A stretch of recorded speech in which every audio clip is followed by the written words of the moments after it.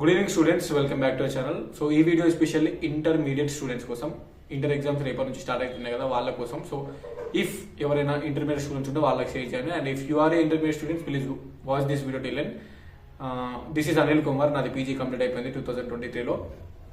And inter exams start అవుతున్నాయి కాబట్టి ఒక వీడియో చేద్దాం మన ఛానల్లో అనేసి వీడియో చేస్తున్నా. ఇంటర్ ఫస్ట్ ఇయర్ కానీ ఇంటర్ సెకండ్ ఇయర్ కానీ ఎస్పెషల్గా కొన్ని పాయింట్స్ అయితే మీకు చెప్తా. సో నేను అనుకున్నవి మీకు యూజ్ అయితే అయి ఉండొచ్చు. ఒకసారి అయితే వినండి. విన్న తర్వాత మీ ఇష్టం, మీరు కింద కామెంట్ చేయొచ్చు. ఇంటర్మీడియట్ స్టూడెంట్స్ ఎస్పెషల్గా. సో ఫస్ట్ ఇయర్స్కి మనకి ఎవరైతే ఉన్నారో, ఫస్ట్ టైం మీ 10th స్కూలింగ్ అయిపోయి for the first time you're entering into junior colleges. ఇప్పుడే మీ కాలేజ్ లైఫ్ అనేది స్టార్ట్ అయింది. ఫస్ట్ ఇయర్ ఇప్పుడే మీరు. సో టెన్షన్ ఏం పడకుండా రెగ్యులర్గా కాలేజ్ వెళ్ళి ఆబ్వియస్లీ పాస్ అవుతారు. మనకు తెలిసిందే, కాలేజ్కి వెళ్తారు, అంతా ఉంటుంది. ఎవరైతే రెగ్యులర్స్ ఉన్నారో, కాలేజ్కి ఒకటి ఉన్నారో, కొన్ని ఇంపార్టెంట్ క్వశ్చన్స్ తీసుకొని సబ్జెక్ట్స్ మంచిగా చదువుకోవాలి. ఎందుకంటే లాంగ్వేజెస్ ఆబ్వియస్లీ మీరు సాంస్క్రిట్ తీసుకునే సాంస్క్రిట్, తెలుగు తీసుకుంటే తెలుగు ఈజీగా పాస్ అవుతారు. ఓకేనా? అందులో ఫెయిల్ అవ్వడం అనేది ఉండదు. ఇక ఎవరో ఒకరు ఇంగ్లీష్ మీడియం స్టూడెంట్స్ కాకుండా తెలుగు మీడియం, అంటే ప్యూర్ ఇంగ్లీష్ మీడియం అయ్యి తెలుగు టచ్ లేని వాళ్ళ ఇంటర్మీడియట్ తెలుగు వాళ్ళ ఫెయిల్ అయ్యేటోళ్ళు రేర్గా ఉంటారు. మాక్సిమం తెలుగు కానీ సాంస్క్రిట్ కానీ పాస్ అవుతారు. ఇంగ్లీష్ కూడా ఆన్సర్ రైటింగ్స్ కానీ, ఆ స్టోరీస్ కానీ మంచిగా చూసుకొని పోయి ఎగ్జామ్ రాయాలి. గ్రామర్ కానీ. సో ఇది ఒకటి మెయిన్ థింగ్ ఏంటంటే సబ్జెక్ట్స్ ఇంపార్టెంట్. మీకు మ్యాథమెటిక్స్ కానీ, ఫిజిక్స్ కానీ, కెమిస్ట్రీ కానీ, లేదంటే బాటనీ కానీ, జువాలజీ కానీ, కెమిస్ట్రీ కానీ, ఈ సివిక్స్ కానీ, కామర్స్ కానీ, ఎకనామిక్స్ కానీ, ఈ సబ్జెక్ట్స్ మీద ఫోకస్ చేసుకోరు. మీరు సబ్జెక్ట్లో స్కోర్ రావడం చాలా ఇంపార్టెంట్. ఓవరాల్గా మీకు మొత్తం ఒక 5 సబ్జెక్టులు అనుకుంటే, ఈ 5 సబ్జెక్టులలో మీకు ఇష్టమున్న సబ్జెక్టులు ఏవో కొన్ని ఉంటాయి. సో ఇప్పుడు నా స్కోర్ చూసుకుంటే, నా ఇంటర్మీడియట్ స్కోర్ ప్రకారము ఓవరాల్ ఇంటర్ స్కోర్ పెరిగింది మొత్తం నాది first year second year Telugu English only ఈ లాంగ్వేజెస్లోనే నాకు ఆల్మోస్ట్ 90+90+90+90+ వచ్చినాయి. ఇన్ఫ్యాక్ట్ నా ఇంటర్మీడియట్ తెలుగు స్కోర్ కూడా 99 మార్క్స్. ఈ తెలుగు ఇంగ్లీష్లోనే ఈ 400 మార్క్స్ తోటే ఆల్మోస్ట్ 350-360 దాకా వచ్చినాయి. ఓవరాల్గా స్కోర్ మనకి ఇంటర్ అయిపోయిన తర్వాత 1000 మార్కులకు చూస్తారు.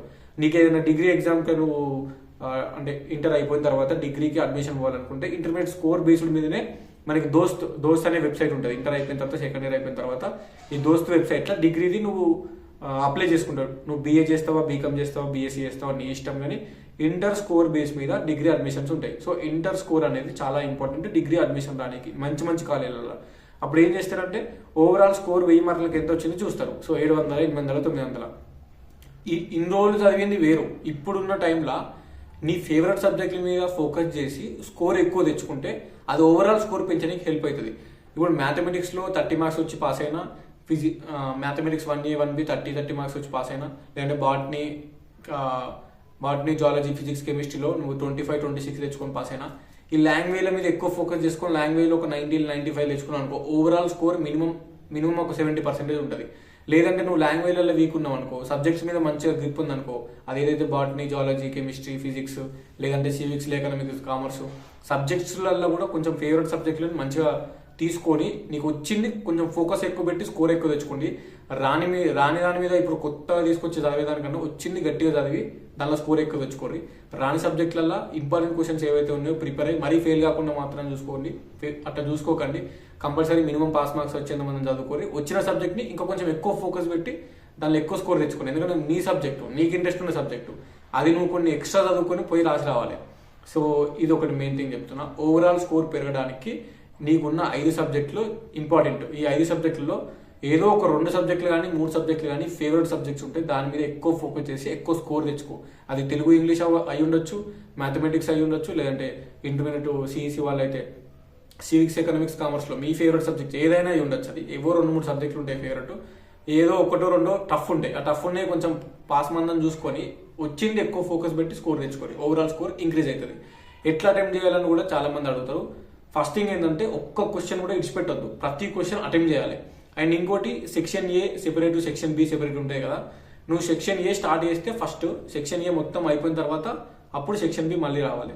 ఒకవేళ ఫస్ట్ సెక్షన్ బి స్టార్ట్ చేసినావు అనుకో, ఫస్ట్ పేపర్లో సెక్షన్ బి క్వశ్చన్లు అన్నీ అయిపోయిన తర్వాత సీరియల్ వైజ్ అప్పుడు సెక్షన్ ఏ మళ్ళీ లాస్ట్కి స్టార్ట్ చేయాలి. ఒకసారి ఫస్ట్ క్వశ్చన్ సెక్షన్ ఏలోకి వెళ్ళి రాసి, మళ్ళీ నెక్స్ట్ క్వశ్చన్ సెక్షన్ బిలోకి వెళ్ళి రాసి, మళ్ళీ నెక్స్ట్ క్వశ్చన్ సెక్షన్ ఏలోకి వెళ్ళి రాస్తా అంటే కన్ఫ్యూజ్ అవుతుంది. కరెక్షన్ చేసే వాళ్ళకి ఇబ్బంది అవుతుంది.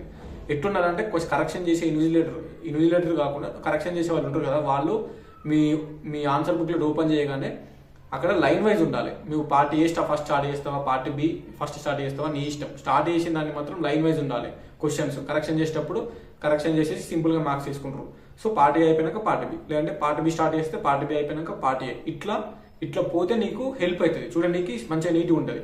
సింపుల్ నీకు పార్ట్ ఏలో మంచిగా క్వశ్చన్స్ వచ్చినాయి ఉంటే అది స్టార్ట్ చేసుకో, లేదంటే పార్ట్ బిలో నీకు మంచిగా ఆన్సర్ ఈ క్వశ్చన్స్ మంచిగా వచ్చు అనుకుంటే నీకు వచ్చిన ఫస్ట్ ఏదైతే ఉందో పర్ఫెక్ట్ ఆన్సర్ వస్తుందో అదే ఫస్ట్ రాయి అక్కడ.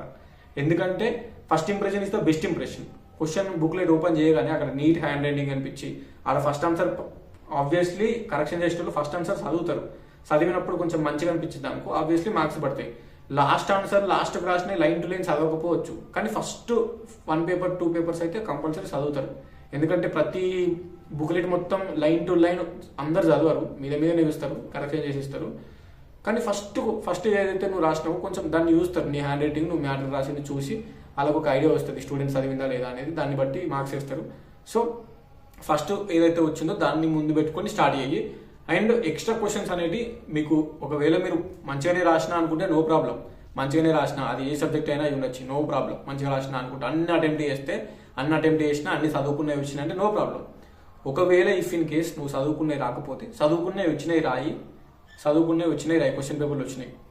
కొన్ని క్వశ్చన్లు రావు కదా నీకు, మైండ్లో ఆల్రెడీ చదువుకున్నావు ఫుల్ పర్ఫెక్ట్, ఆ క్వశ్చన్స్ అన్ని నీకు పర్ఫెక్ట్గా వచ్చు, కానీ క్వశ్చన్ పేపర్లో రాలే, అయినా కానీ ఎక్స్ట్రా అని పెట్టేసి రాస్తే ఏం కాదు. ఎవరికైతే ఈ బార్డర్ మార్కులలో ఫెయిల్ అయ్యే వాళ్ళు ఉంటారు కదా, ఇప్పుడు 100 మార్కులకు ఉంటుంది సిఈసి వాళ్ళకి అన్ని పేపర్లు, మిగిలిన వాళ్ళకి ఫిజిక్స్ 60, కెమిస్ట్రీ 60, లేదంటే మ్యాథ్స్ 75 ఇట్లుంటాయా. ఎక్స్ట్రా క్వశ్చన్స్ రాస్తే ఎవరైతే వీక్ స్టూడెంట్స్ ఉన్నారో వాళ్ళకి హెల్ప్ అవుతుంది. ఇప్పుడు బార్డర్లో 35 మార్క్స్ అనుకుంటే నువ్వు 30 మార్క్స్ 25 మార్క్స్ తెచ్చుకొని ఆ ఎక్స్ట్రా క్వశ్చన్స్ నీకు పర్ఫెక్ట్ 100% నీకు ఒక ఆన్సర్ తెలుసు, కానీ అది క్వశ్చన్ పేపర్లో రాలేదు, నువ్వు చదువుకున్నావు. కానీ ఏం కాదు, ఎక్స్ట్రా అని పెట్టేసి రాస్తే నీకే బెనిఫిట్ అవుతుంది. ఇది ఎవరికి బెనిఫిట్ అవుతుంది అంటే అందరికి చెప్తలే, ఇది ఎవరైతే బార్డర్లో ఇక నేను ఫెయిల్ అయితే కావచ్చు, క్వశ్చన్ పేపర్స్ అటెంప్ట్ చేయలేదు, నీకు సగం క్వశ్చన్ పేపరే తెలిసింది, మంచిగా రాయలేవు అనుకో ఫర్ ఎగ్జాంపుల్, అప్పుడు ఏం చేస్తావు అంటే నువ్వు ఫస్ట్ క్వశ్చన్ పేపర్లో నీకు ఏవేవైతే ఆన్సర్లు తెలుసో అవన్నీ పర్ఫెక్ట్గా రాసి లాస్ట్కి ఎక్స్ట్రా అని పెట్టేసి నువ్వు చదువుకున్న క్వశ్చన్స్ అన్ని రాయి. అక్కడ టైం ఉంటే అది ఉండేది 2.5 గంటలు 3 గంటలు యూటిలైజ్ చేసుకో. ఇఫ్ ఇన్ కేస్ నువ్వు మంచిగా వెల్ ప్రిపేర్ అయ్యి ఉండి మంచిగానే క్వశ్చన్స్ అన్ని తెలిసినవి వస్తే క్వశ్చన్ పేపర్లు ఉన్నాయో రాసిన, ఎక్స్ట్రా అవసరం లేదు. కానీ నీకు ఒకవేళ మంచిగా రాయకపోతే నువ్వు చదువుకునే కొన్ని క్వశ్చన్స్ వస్తే క్వశ్చన్ పేపర్లో ఆ కొన్ని రాసి మిగిలిన ఎక్స్ట్రా ఏదైతే నువ్వు చదువుకున్నావో కంపల్సరీ రాయి, ఓకేనా. ఇవి మొత్తానికి ఏం చదువుకోకుండా అయితే ఊరు కదా, కంపల్సరీ ప్రిపేర్ అయ్యే పోతారు. ఒకవేళ మీరు ప్రిపరేషన్ అయిన క్వశ్చన్ పేపర్లో రాయకపోతే ఏం కాదు, ఎక్స్ట్రా అని పెట్టి రాయండి. ఒకవేళ ఇన్విజిలేటర్కి ఆ పాయింట్ ఆఫ్ టైంలో కరెక్షన్ చేసేటప్పుడు మీరు ఫెయిల్ అయ్యే సిచ్యువేషన్లో ఉన్న ఆ ఎక్స్ట్రా క్వశ్చన్లను చూసి అయినా పాస్ చేసే ఛాన్స్ ఉంటుంది. 50-50, 100% చెప్తలేము, అది ఇన్విజిలేటర్ మీద డిపెండ్ అయి ఉంటుంది. అంటే ఇన్విజిలేటర్ కదా, కరెక్షన్ చేసే వాళ్ళ మీద డిపెండ్ అయి ఉంటుంది, ఆ సార్ మీద, అలాంటిది అట్లుంటుంది, ఓకేనా. సో హాల్ టికెట్లు వచ్చినాయి, QR కోడ్ ఇచ్చారంట గూగుల్ మ్యాప్స్ చూసుకోనికి, మీ సెంటర్ కన్ఫర్మ్ చేసుకోరు, ఇబ్బంది అంటే చూసుకోకండి. 9కి స్టార్ట్ అంటే 9:05 వరకు ఒక 5 నిమిషాలు ఎక్స్ట్రానే ఎంటర్ చేస్తారంట, ఎంట్రీకి ఉంటుంది గేట్. ఆ 5 నిమిషాలు అదేం కాకుండా ఒక ½ an hour ముందే లోపలికి పోయి ప్రశాంతంగా కూర్చొని రిలాక్స్ గారి. And blue pen black pen 2 తీసుకోపోర్రి, హెడ్డింగ్స్ మంచిగా పెట్టుర్రి. సో అంత ఎట్లా అంటే టైం అనేది క్వశ్చన్ పేపర్ ఇచ్చిన తర్వాత మంచిగా వెంటనే స్టార్ట్ చేసేది, క్వశ్చన్స్ చూసుకొని ఒక 2-3 minutesలో స్టార్ట్ చేస్తే బెటర్. ఎందుకంటే మళ్ళీ లాస్ట్ వరకు టైం సరిపోదు. ఇప్పుడు స్టార్టింగ్ ఏదైతే ఈ ఇంగ్లీష్ ఉందో లేదంటే తెలుగు ఉందో ఈ లెంతీ ఉంటాయి, మనకు అసలు ఎంత రాసినా టైం సరిపోదు. ఆ ఇచ్చే 2.5-3 గంటలు మనకు టైం సరిపోదు తెలుగుకి కానీ ఇంగ్లీష్ కానీ. ఆ సిఈసి వాళ్ళకైతే సివిక్స్ ఎకనామిక్స్ కామర్స్ అవి పెద్ద ఉంటాయి కాబట్టి టైం సరిపోదు. మ్యాథ్స్ వాళ్ళకి కొంచెం టైం సరిపోతుంది, బాటనీ జువాలజీ కెమిస్ట్రీ వాళ్ళకి కూడా కొన్ని ఓకే. కానీ స్టార్టింగ్ ఏవైతే ఈ ఇంగ్లీష్లు తెలుగులు ఉంటాయో లెంతీ ఉంటాయి, టైమే సరిపోదు. సో కొంచెం ఫాస్ట్గా రాయండి, ఎంత అవసరమో అంతే రాయండి, ఓకేనా. దానికి అంత తీసుకోకూర్రి.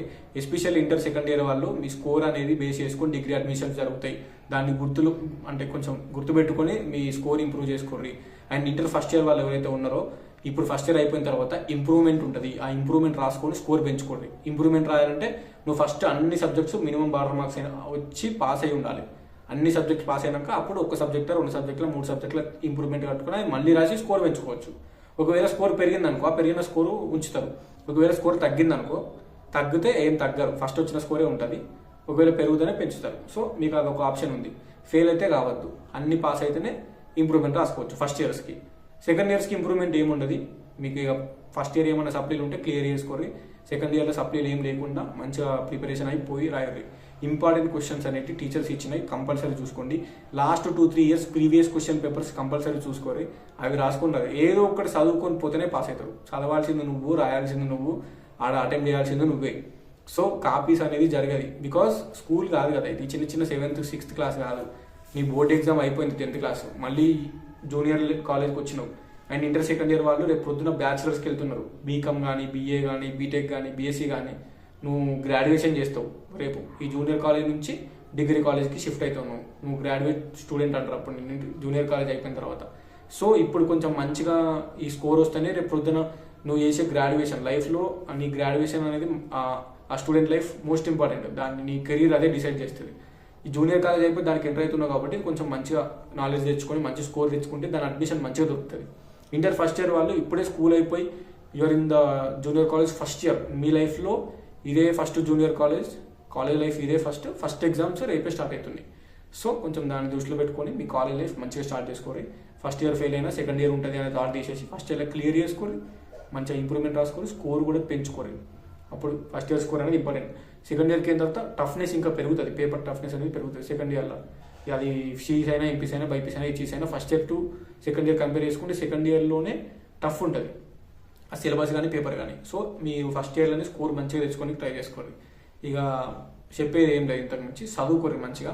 అటెంప్ట్ అనేది మంచిగా, ప్రతి ఒక్క క్వశ్చన్ అటెంప్ట్ చేయాలి. ఎక్స్ట్రా క్వశ్చన్లు అవసరం ఉంటే రాయాలి. ఒకవేళ మంచిగానే రాసిన అనుకుంటే ఎక్స్ట్రా క్వశ్చన్లు అవసరం లేదు. సో నీట్గా blue pen, black pen use చేయాలి. అండ్ మినిమం ఒక 20+ పేజెస్ అయితే నింపుర్రి, ఓకేనా. పాస్ మినిమం బార్డర్ మార్క్స్ కూడా పాస్ అయ్యేటోళ్ళు పేజెస్ అని మరి ఒక 20+ పేజెస్ నింపేటట్టు చూసుకోర్రి. నీట్గా నింపుర్రి, మంచిగా నీట్గా హ్యాండ్ రైటింగ్తో రాసుకోర్రి. ఇక లాస్ట్కి వచ్చేసరికి మొత్తం బరబరకి కూడా వచ్చిన క్వశ్చన్స్ అవి ఏదైతే ఉన్నాయో మంచిగా నీట్గా రాసుకోర్రి. ఎక్స్ట్రా క్వశ్చన్ కూడా నీట్గా రాయాలి, అప్పుడు కొంచెం పాస్ కానీ ఛాన్స్ ఎక్కువ ఉంటుంది. ఇక ఇంటర్ అయిపోయిన తర్వాత వాట్ నెక్స్ట్, ఇప్పుడు డిగ్రీ ఏం చేస్తే బెటర్ ఉంటుంది అనే దాని మీద కూడా I will continue videos. And if you like our channel you can subscribe us.